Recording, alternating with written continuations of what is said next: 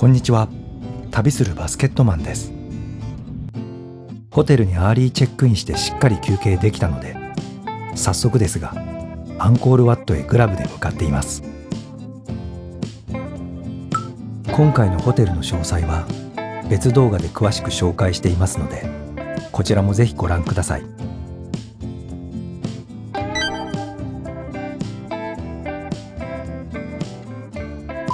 アンコールパスには1日券、3日券、7日券があります。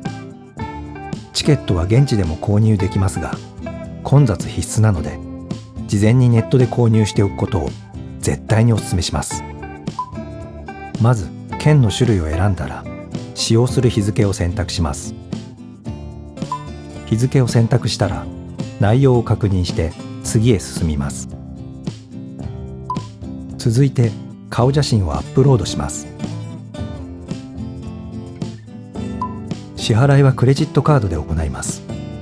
カード会社によってはセキュリティで決済が止まる場合もあるので気をつけてください。支払いが完了するとこの画面が出てきます。最後にパスをダウンロードして終了です。スマホにダウンロードまたはスクリーンショットを保存しておいて、遺跡への入り口でこれを見せて通行します。というわけで奥にその姿が見えていますが、ついにアンコールワットにやってきました。アンコールワットは12世紀初頭にクメール王朝のスールヤ・バルマン2世が建立した寺院ですが、フランス人の博物学者アンリ・ムオーが1860年に再発見するまで密林の奥でその存在すら忘れ去られていた遺跡です。すいません、皆さんなかなか商売根性がたくましいです。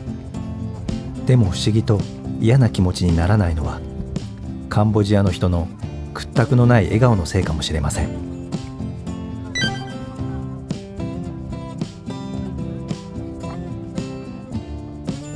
この周囲200メートルの環壕は無限の大海を象徴しているそうです。日本のお城のような外敵から侵入を防ぐためではなく、治水技術という権力を示し、王権を神格化するための宗教的な宇宙観が表現されています。浮き橋の手前で再度アンコールパスを確認されました。映像では結構ギシギシと音が聞こえているかもしれませんが、安定しているので怖くはないです。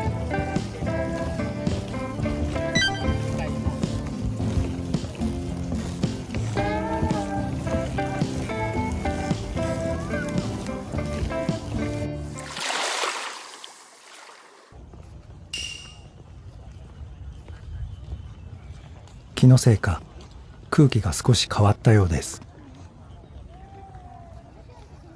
これが900年以上の歴史を持つ聖都アンコールワットの雰囲気なんですね。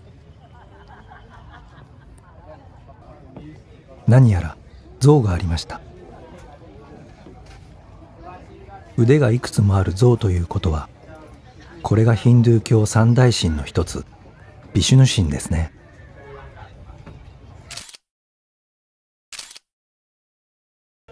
ヒンドゥー教では宇宙の一切万物の維持者として称えられている神様です。そしてこの辺りから建物の壁面には美しいレリーフを見ることができます。海外旅行が趣味だった祖父の家でこれに似た像を見たことがあり、なんだか懐かしさを感じます。この景色もなんて美しいんだろう。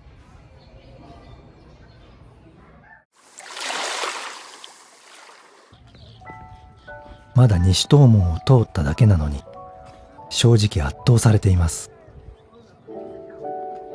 やはりガイドブックや映像を見るだけでは伝わらない、ここにしかない空気があります。この動画を見てくれている皆さんも僕の動画だけで満足せずにぜひここに来てほしいです。その場所に自分の足で立つということが何より大切です。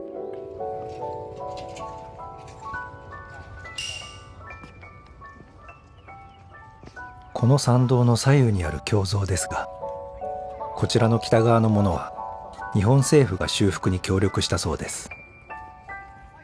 こうした支援に関しては日本人として誇らしく思いますね。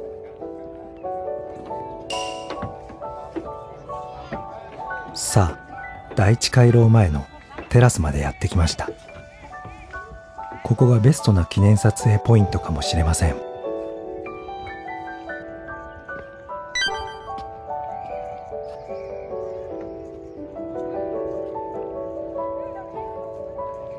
ちなみにアンコールワットが建立された12世紀初頭は日本では平安時代の頃ですが、ほぼ同時期に建てられたお寺としては平泉の中尊寺金色堂がそれにあたるようです。行ったことがある方はそことも比べるとより文化の違いを感じることができると思います。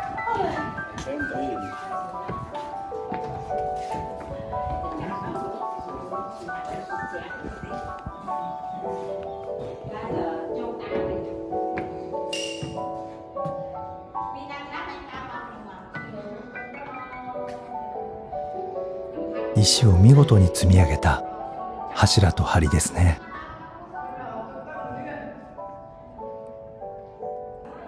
第一回廊のレリーフはクメール美術の壮大なギャラリーとも言われています。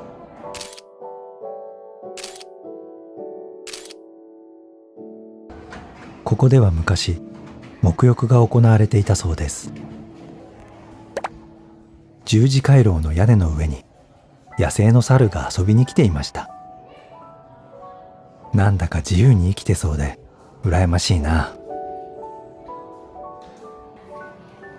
さあ、先に進みましょう。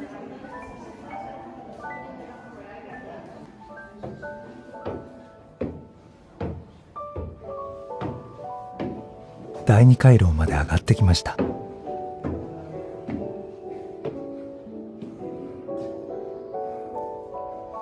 この第二回廊は一周約430メートルの長さがあるそうです。第一回廊と違ってここの壁にはレリーフはないみたいですね。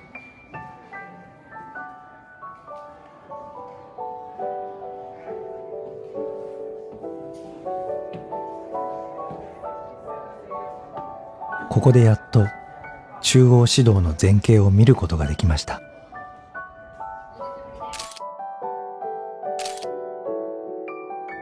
高さ約65メートルの中央市道は神々が住むとされる須弥山を模しているそうです。第二回廊の外には崩れ落ちた破片がそのままにされているものもありました。長い年月風雨にさらされて侵食されてきていますが、ここにも美しいデバダーがありました。第二回廊から見えたこの風景はまるで時間が止まっているかのようです。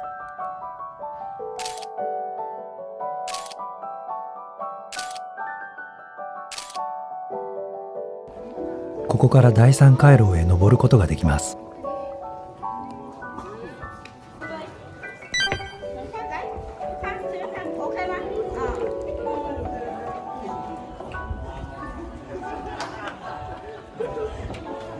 それにしてもこれは危険な角度の階段ですね。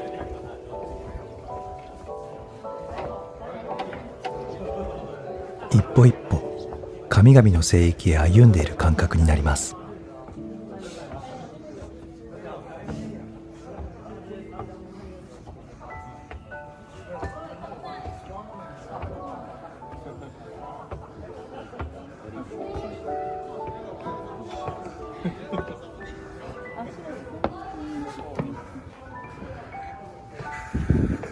無事登れました。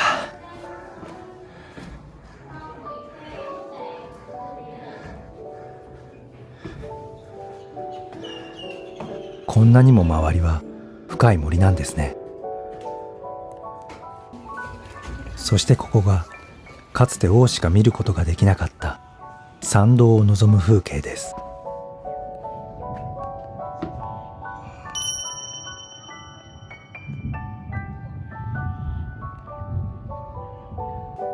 堂々たる佇まいの中央市道、神と交信する聖域だったという説にも納得です。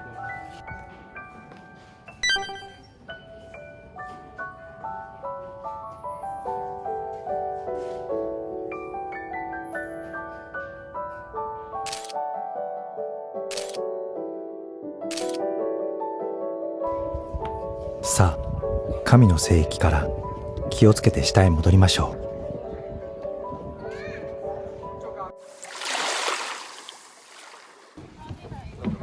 第一回廊の外側の参道まで戻ってきましたが、風が出てきましたね。雨が降ってきそうなので西東門まで急ぎましょう。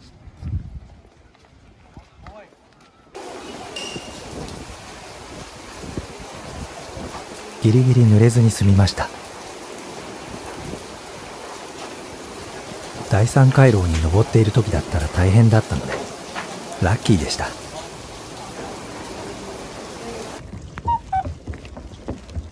雨が小降りになったのでこの隙に戻りましょう。それにしてもアンコールワットは想像していた以上に素晴らしい遺跡でした。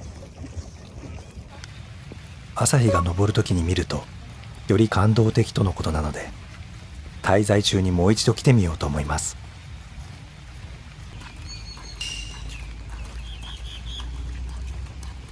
アンコールワットにもこんな感じで休憩のできるレストランがありました。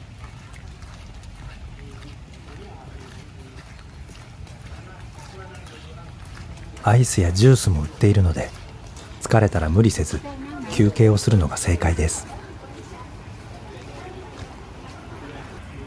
というわけで僕はポカリを買ってガブ飲みしました。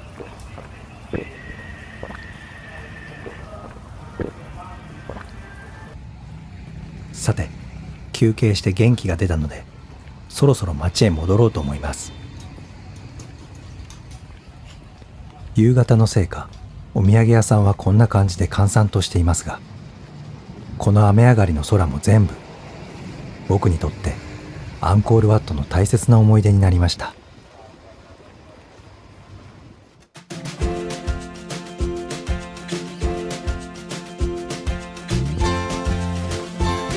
最後までご視聴ありがとうございました。この動画を気に入っていただけましたら、ぜひいいねとチャンネル登録をよろしくお願いします。